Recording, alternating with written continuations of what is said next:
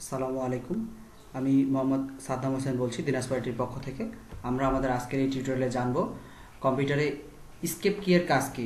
আমরা প্রত্যেকের কিবোর্ডগুলো একদম বাম পাশে উপরের দিকে খেয়াল করবো, ওখানে ইএসসি লেখা একটা বাটন আছে। এই বাটনটার কাজ আসলে আমরা অনেকেই জানি না, আমাদের আসলে এই বাটনটার কাজ জানা দরকার। এই বাটনটার কাজ হলো এরকম: আমরা যদি কোনো কাজ করি, সাপোজ আমি একটা মাইক্রোসফট অফিস ওয়ার্ডে একটা কাজ দেখাচ্ছি, এই যে আমরা কাজ করতে করতে অনেক সময় দেখা যায় অটোমেটিক্যালি কোনো ফাংশন যদি চালু হয়ে যায়, যেমন ধরুন এই যে আমাদের এই ফাংশনটা চালু হয়ে গেছে। এখানে আমরা যদি এই ফাংশনটা হঠাৎ চালু হয়ে গেছে, আমরা কাজ করতে করতে কোথা থেকে কীভাবে চালু হলো আমি জানি না, আমি এটা যদি অফ করতে চাই, আমি ক্যান্সেল বাটন ক্লিক করেও যেমন অফ করতে পারি, সাথে সাথে আমি স্কেপ কি বাটনে ক্লিক করে অফ করতে পারি।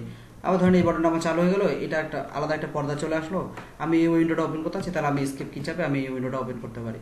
তো আমরা আমাদের কাজ করার সময় আমাদের কাজের বহির্ভূত যদি কোনো কিছু চলে আসে, তাহলে সেটাকে ওপেন করার জন্য আমরা যে কিটা ব্যবহার করে থাকি সেটা হলো স্কেপ কি।